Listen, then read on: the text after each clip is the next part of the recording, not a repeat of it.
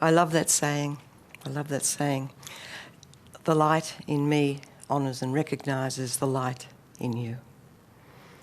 The title of my talk this morning was inspired by Madame Blavatsky, of course, in her letter to the American Convention in 1890. She said, "We are outwardly creatures of but a day. Within, we are eternal.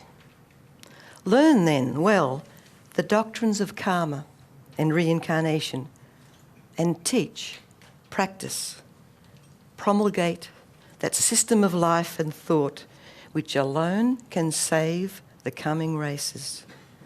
Do not work merely for the Theosophical Society, but through it for humanity. May Theosophy grow more and more a living power in the lives of each one of our members, is the wish of your humble co-worker and fellow member, H.P. Blavatsky." This statement not only attracted me, it inspired me as an educationalist and as a theosophist. Because Theosophy, I realise, in its essence, is a living, transformative thing. Theosophy as divine wisdom is an energy. It is a power to live by. So today, I'd like to share my understandings of the ancient wisdom to this point in time. And firstly, briefly revisit the original purpose of the Society, to identify the focus of its work in terms of the divine plan of evolution. I'd also like to explore some ideas about theosophical education in the context of working with the wisdom teachings and growing Theosophy as a living power in our lives, which is, in essence, a self-education process.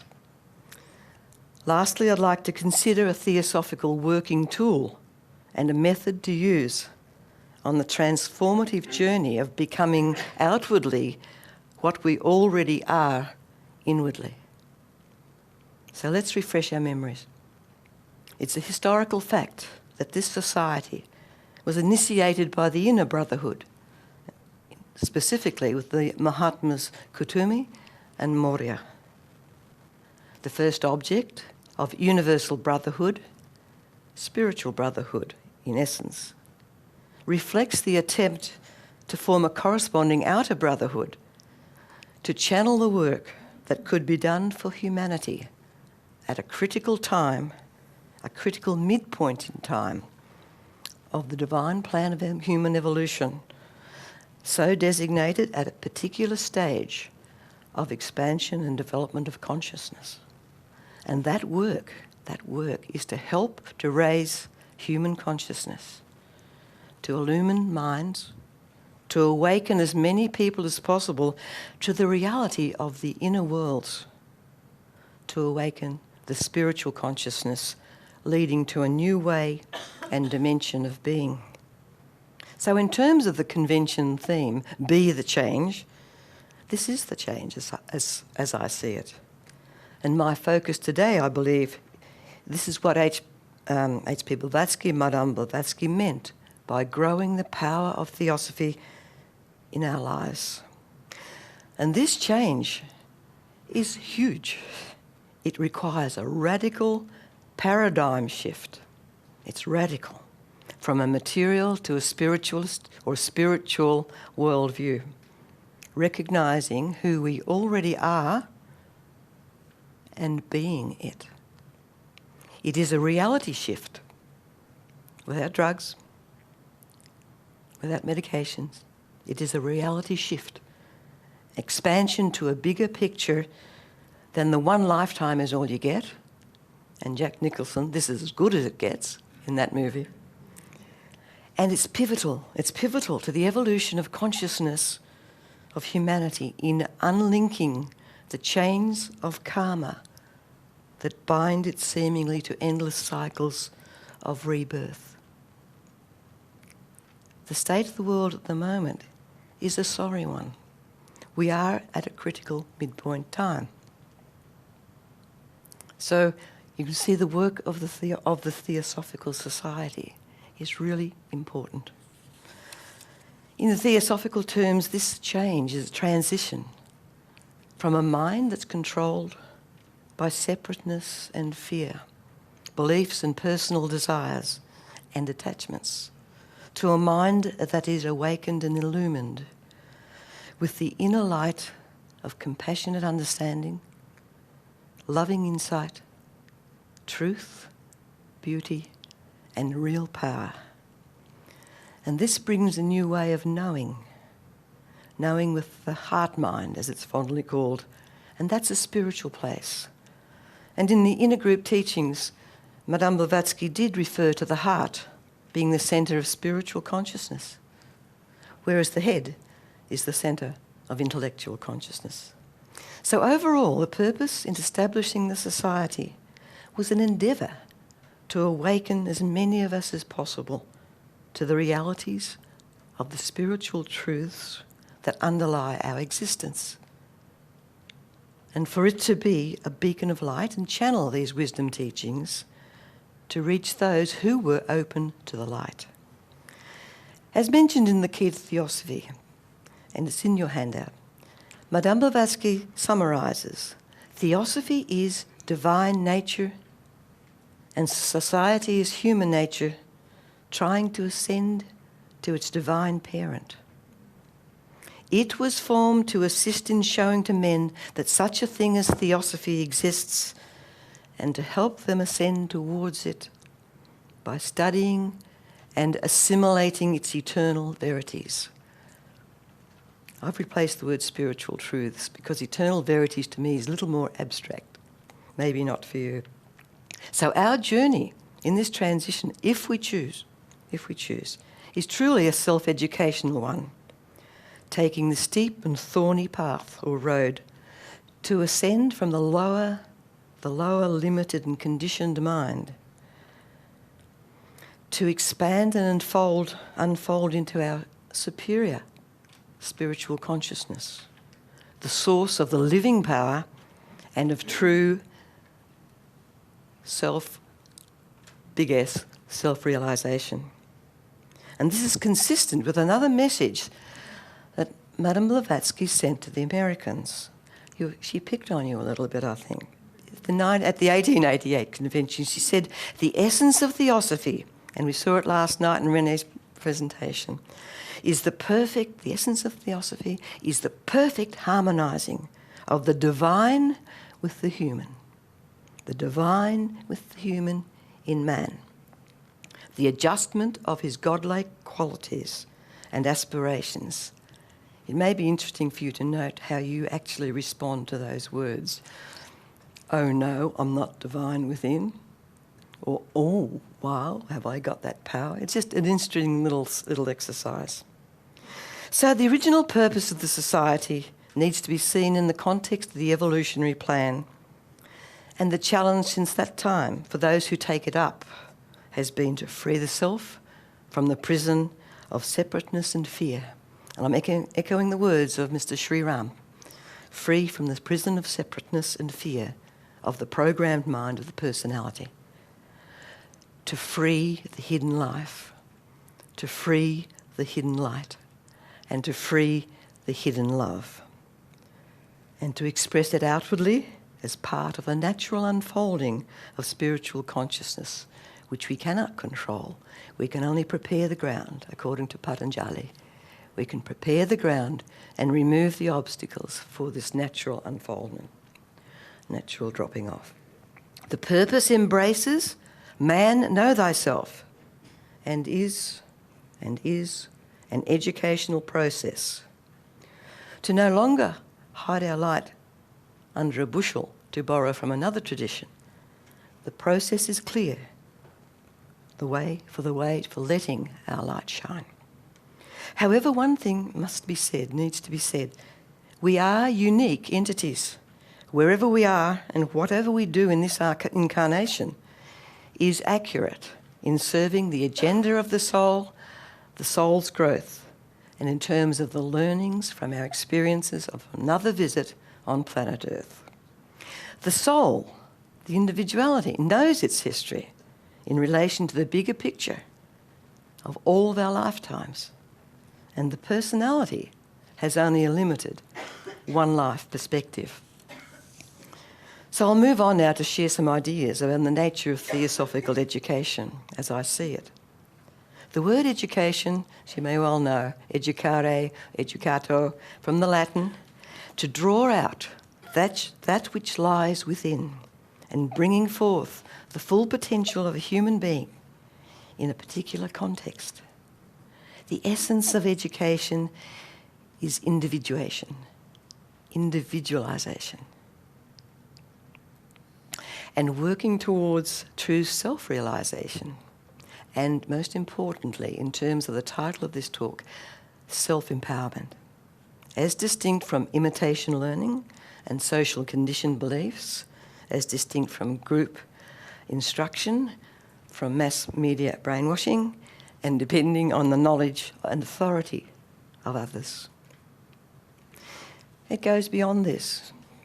As in learning to drive a motor car or to be a lawyer, real knowledge is an ongoing thing. It's a live thing. It's a living thing. It comes from the direct experience of road testing the science behind the activity, integrating its meaning and allowing space for unique individual expression and creativity and growth. From Confucius, I hear and I forget, I see and I remember, I do and I understand. And real knowledge in the context of theosophical education relates to the eternal verities, and I'm quoting here from the cosmological notes in the Mahatma letters. Real knowledge comes from the eternal verities and the primal causes. That's real knowledge. Independent of belief and unbelief in man, and unreal knowledge is that which requires faith and rests on authority. That's a proposal, I think, of Mahacho. In this context, theosophical education then is primarily concerned with drawing out that which lies within and preparing the ground for the unfolding of our true spiritual nature and its expression in our lives, growing into being who we already are, an interesting concept, growing into being who we already are. So who are we? How do we see ourselves? And I'm summarising from the Divine Wisdom teachings and especially from the sevenfold constitution of man, which we probably know very well. In essence, we are each a divine spark, a unit of divine or universal consciousness energy, a unit. Atman, individualised and localised, and existing in the whole living reality, the vibrant one life, the vibrant one reality, the one existence. We are a microcosm, the Hermetic principle. We are a microcosm in which the macrocosm also exists. The one life in all, and all in the one life. We are related and correlated with everything in the living, unified universe. We're not separate from one another. Nothing stands alone. In a sense, everything becomes a living expression of the whole, and every part, every atom reflects in itself the whole. We are divine seeds. You could say divine seeds of time. Another paradox. Divine eternal of time temporary. The great prophet, the Nazarene, said, "My Father and I are one." And in this he recognised our inner divinity as well as his own. We are divine seeds. We have never been born and never will we die. We are spiritual energies. Everything is energy. We are spiritual energies, or entities is a favourite word, in human vehicles. And as H.P. Blavatsky described, we're souls on a great pilgrimage. We are soul actors on the impermanent world Shakespearean stage, if you like, playing new roles in different personalities in each lifetime drama. And are there dramas? In order to learn and to grow into our real shoes on the planet, to express outwardly who we are within. And also at the same time, in this kind of rediscovery process, to realise that we have been blinded and perhaps hoodwinked is another term familiar with some people, by outer appearances, lifetime after lifetime, and perhaps stuck on the karmic wheel, as some say, stuck in a karmic sleep. But we are indeed wondrous beings, waiting to express fully through a beautiful and powerful gift, manas, the mind. Manas, a mind, a beautiful, beautiful, wondrous gift. But the mind, which can limit and control us through social programming that might deny our truth and promoting illusion, or it can be the perfect instrument for the operation of our inner true selves outwardly and exploring ultimately the unlimitedness of the field of universal consciousness far beyond the earth planet. And so the mind is truly a precious and wondrous, beautiful gift. And these are our real shoes, our magical shoes. We don't have to become spiritual or to be more spiritual. We are spiritual. We are spiritual. We're already spiritual in our divine essence and in our heart or heart-mind centre. We can grow in our understanding of what this means. We can grow in our understanding of the obstacles to realising this. And we can grow in the understanding also, I think it's an important part, that we have always identified with the temporary body and the personality and the programmed personality, that our minds have also been blinded by form. Favourite expression of Annie Besant. We have been blinded by form. And this is also a key part of peeling off the layers of beliefs and illusions in the process of rediscovering who we already are. And we have disadvantaged ourselves for centuries of lifetimes by believing the mind conditioning, whatever culture we may have come into, that we are imperfect. We have disadvantaged ourselves from starting at that point, that we are imperfect. Who are we? We are imperfect. We identify with the personality. And this is a key part again of the process of transition.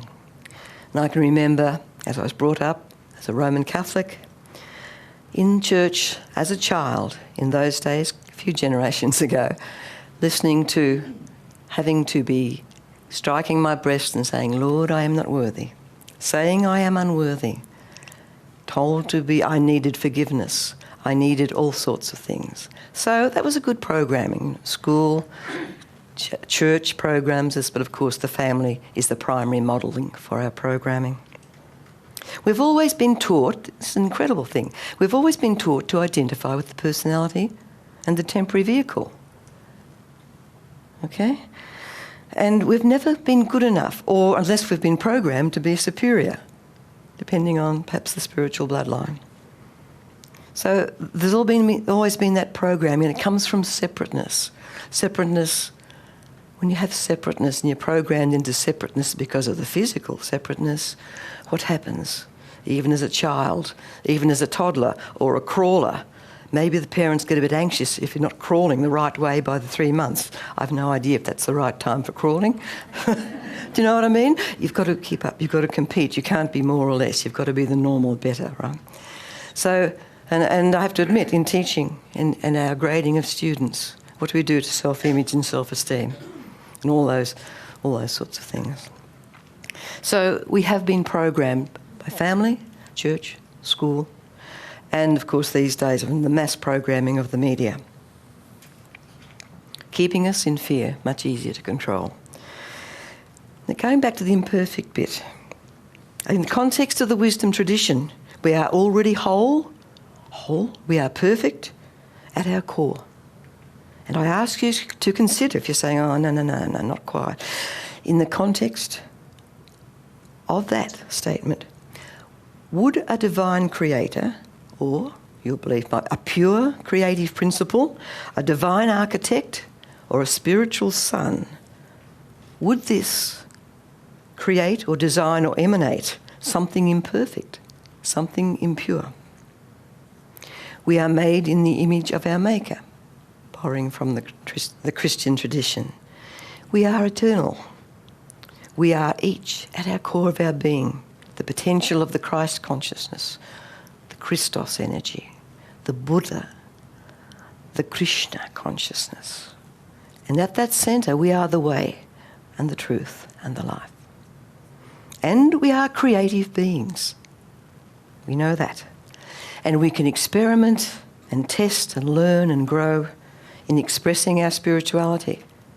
But we don't become spiritual. We are it already. That's a proposition. We each have a right to be on the planet and express here the truth of our true nature, our divine birthright, if you like, and to develop that full spiritual potential.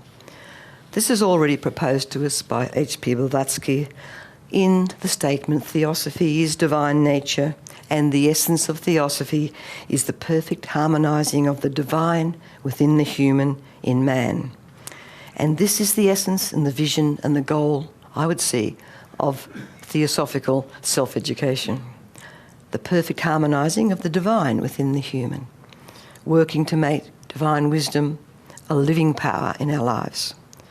Now, this process is concerned with preparing the ground of awakening a spiritual consciousness and a real living knowingness compared with intellectual knowledge about a living knowingness of the eternal verities, the spiritual truths that underlie our existence.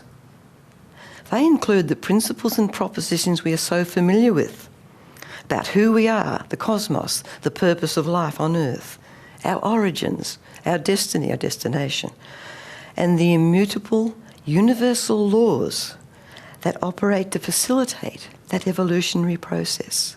It's all geared to harmonising. It's all totally geared, this oneness, to harmonising. Ultimately, this hidden living reality is not comprehended by the instrument of intellect. Annie Besant reminds us in her lecture at Blavatsky Lodge in London, that exciting lodge, in 1898 though, much later, when the problems in the early 1880s, when she said, there is no real proof possible of spirit save through spirit. There is no proof of the intellect, which is proof when you come to deal with the reality of spirit. No amount of mere intellectual development will of itself bring about the growth of the spiritual nature. So the truth and living reality is apprehended by a penetrating and unveiled spiritual perception, depicted by Madame Blavatsky as one of the golden stairs to the temple of divine wisdom. And she said, learn to see with the eyes of spirit, a transformative practice that is fundamental to the development of spiritual consciousness and its expression outwardly. But before moving on to the question, well, how do we see with the eyes of spirit? We need to remember that it's no good trying to unfold the consciousness without giving attention to the physical vehicle. Do you remember the three streams of evolution? The physical, the intellectual, and spiritual. So you can't just go gung-ho on focusing on unfolding going from the intellectual to spiritual consciousness. Giving attention to the physical vehicle to be purified and strengthened inwardly to become a fit vehicle for the consciousness within.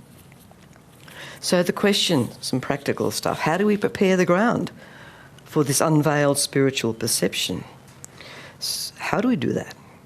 A short answer, we use the mind to change the mind. Another paradox. But let's start at the beginning. If theosophical teachings resonate with us as being reliable and true, then we can but experiment and organising its key propositions, its key fundamental propositions, to form a worldview as a window to the world, okay, as a window to the world. And this worldview becomes a daily working tool of spiritual perception, for seeing through the outer appearances of the physical world and making sense of all our experiences in another way. Groupings of key theosophical principles exist already in various sources. Ianthe Hoskins has a wonderful collection of H.P. Blavatsky's listing or identification of propositions from various sources. And her title of her book is Foundations of Esoteric Philosophy. And I found that Brother Jinnarajah Das's Fundamentals of Theosophy, another useful way of putting these fundamental propositions. And they provide the material from which to build a theosophical worldview. Notice I'm saying a theosophical worldview. I'm not saying a definitive imprimatur from, I'm going to say Rome, but an official one. I think we can experiment with these ideas, and that's what they're there for. A theosophical worldview, then, could be built out of the material by the individual as one learns more and more. And this is where intellectual knowledge and understanding has its prime place, to understand and comprehend primarily what these propositions are saying.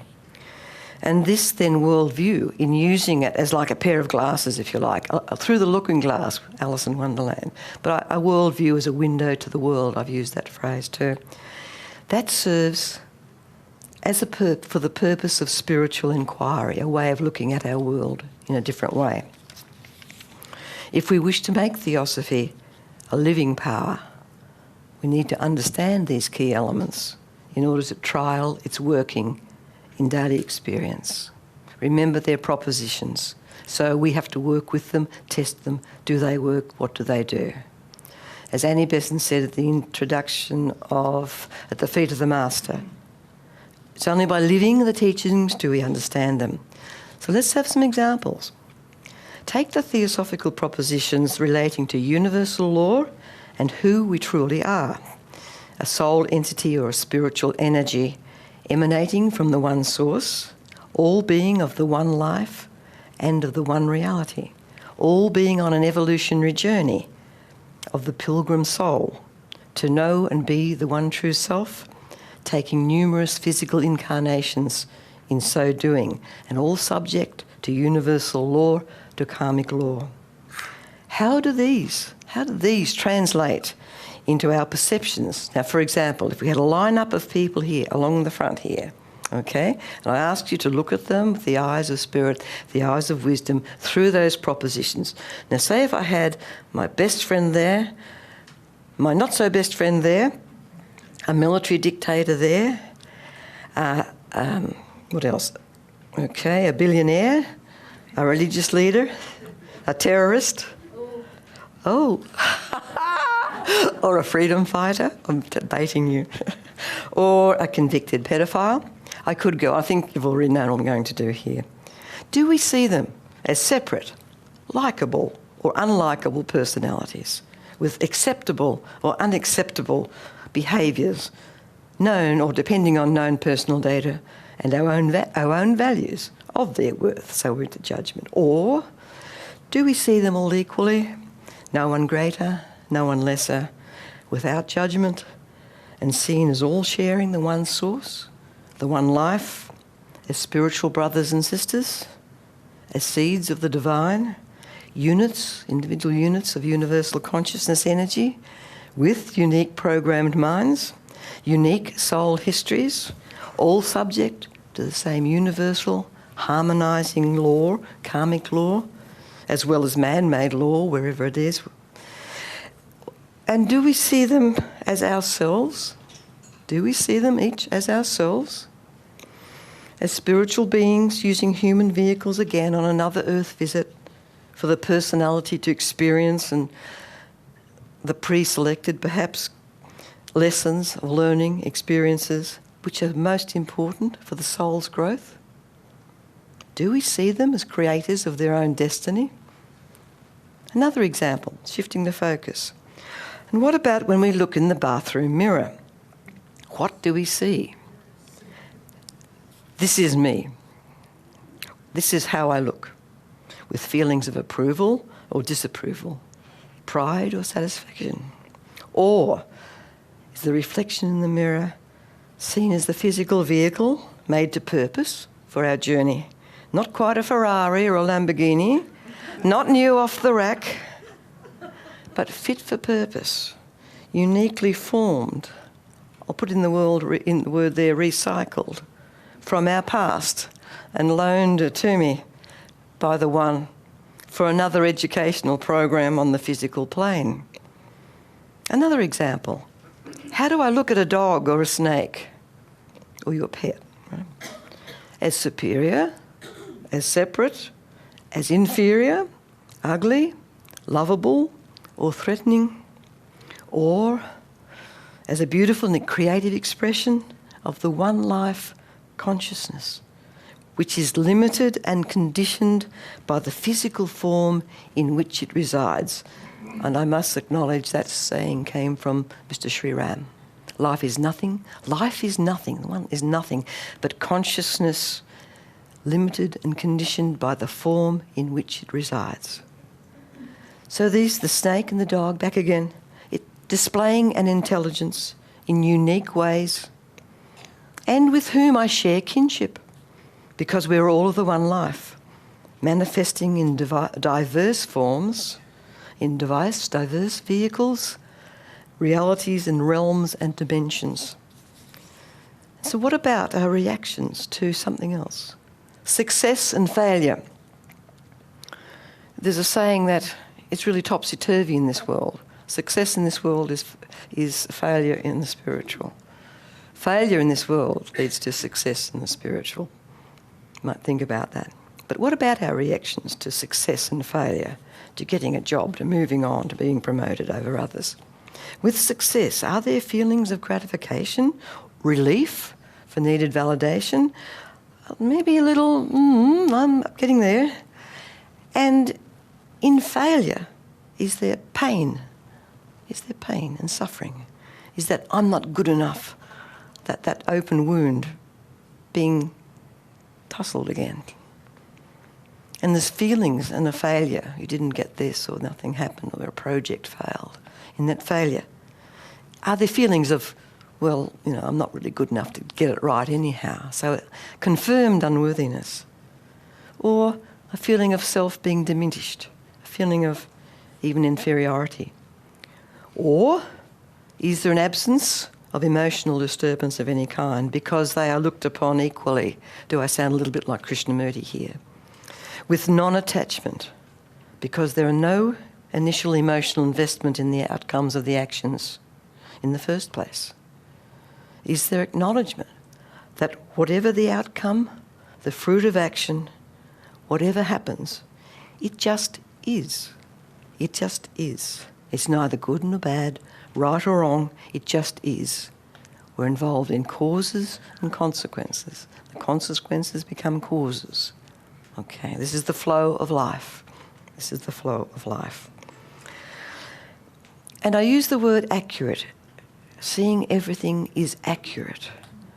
And acknowledging that great universal law of karma. And this is a very, very challenging one. Very challenging one. The law of karma is the law of equilibrium, if you like, manifesting. Law of karma is the law of harmonious response.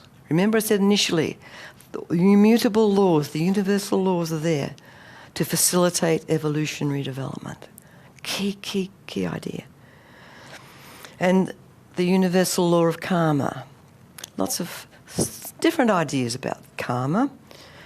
And I see it as the greatest educational tool of all. The greatest educational tool of all. Now, these examples I've given really contrast two ends of the continuum, the extremes between the limited seeing of a controlling and judgmental ego mind, which is out to protect itself and to avoid pain, to increase pleasure, to guard against diminishment and to look for expansion. And I think that's a reasonable view of the working of the ego. So this is the contrast between the limited seeing of this controlling, judgmental ego mind that comes from programming. I thought, Tim, you pinched my thing here. I'm using a floppy disk. Remember these? Right. What do you think this represents? And there's no prize, door prize. What do you think? This is, I'm using this as my initial programming, okay? This is the computer. The brain is a computer programming. The programming that comes so strongly, even from within the womb. Okay? Childhood. George Bernard Shaw, give me the child for the first 7 years and I'll show you the man. Remember that? The Jesuits in their education system follow this principle. And that's why, primary education, the first 7 years, parental guidance is very, very important. And Annie Besant did design an educational program that we had to look at once down at Crotona for the first few years pre-any schooling. Then she designed a curriculum which acknowledged, firstly, I guess, that the soul, the inner self had lessons to learn in this life. But part of Annie Besant's legacy was she also built schools that reflected the English gentleman, so that little bit came in as well. But the importance of our programming, to recognise it and to come to understand it is really very important.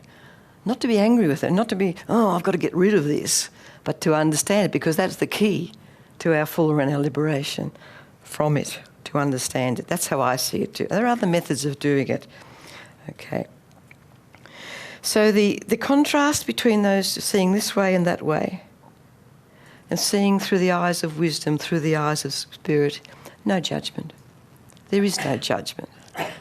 Divine love, consciousness, energy does not judge. Okay. So that is our learning too. And it is a very difficult one, very challenging. And you don't learn it once, twice. You learn it for every time in a day you may make a judgment.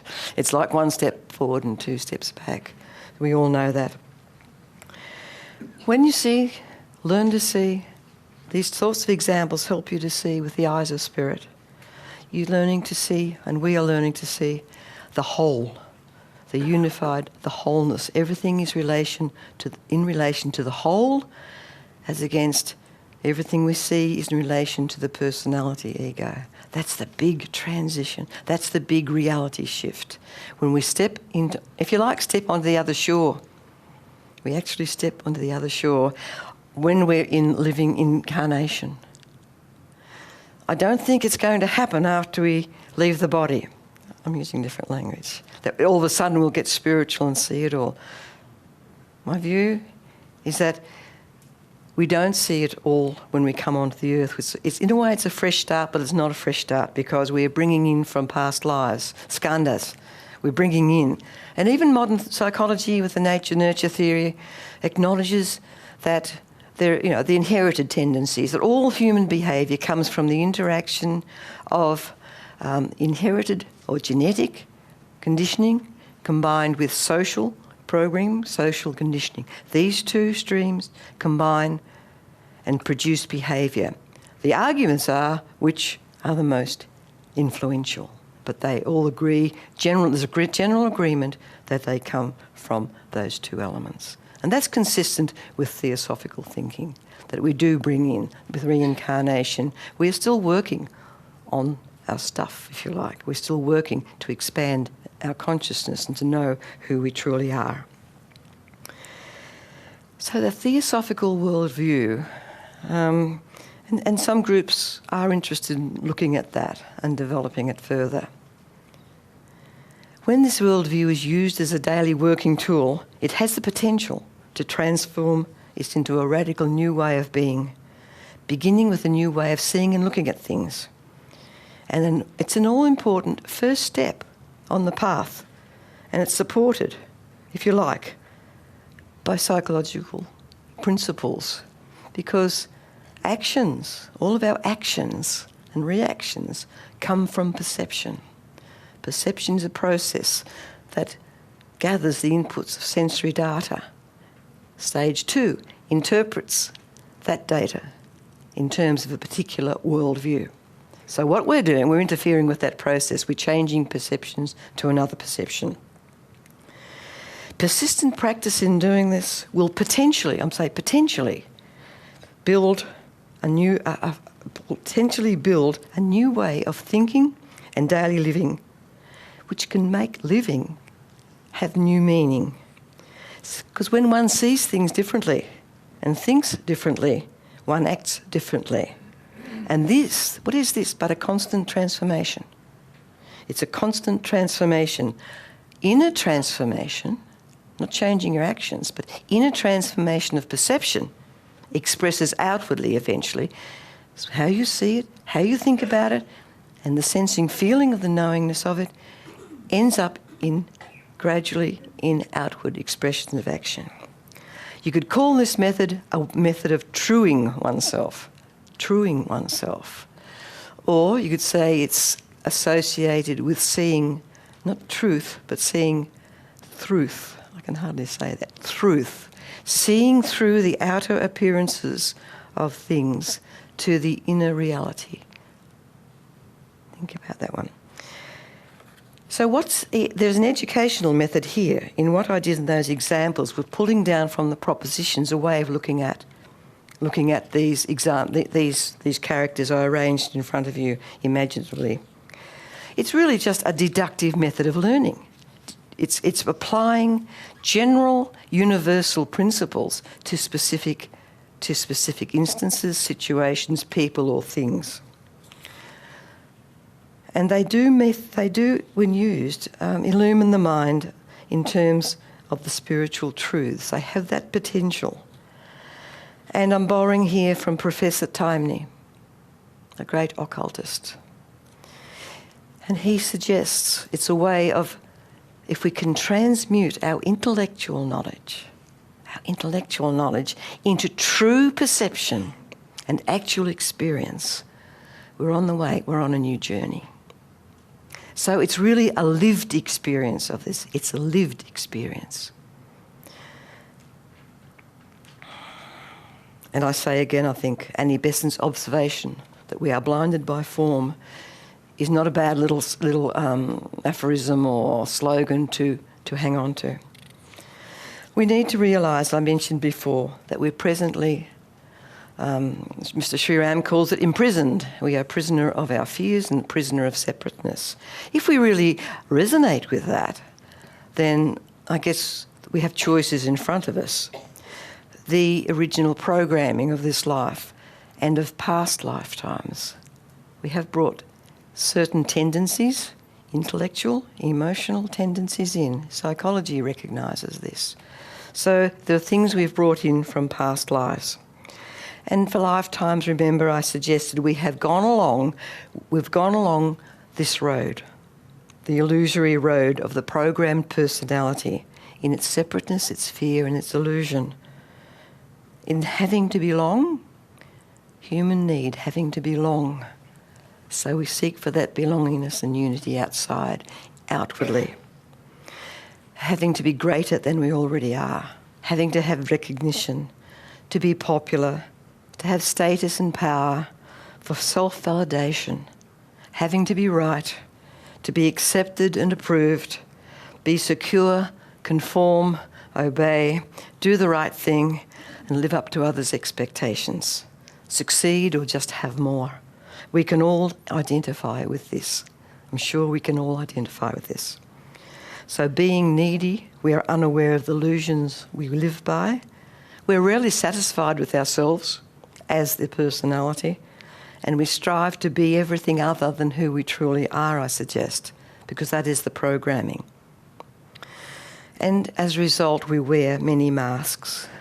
But this is all grist for the mill. These are essential experiences for the eventual sorting out of our own truth, of our own reality, and our inner peace. And we have lifetimes to get it sorted.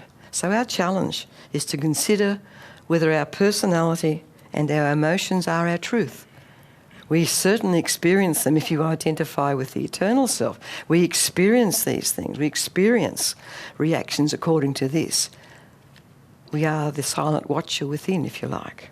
We experience them. So we have to decide what is our reality, and whether in fact they have been programmed into us, because I've proposed that they have been. That's only one view, have they? That's before us. We need to decide these things before working out how we are programmed or conditioned, as Krishnamurti reminded us.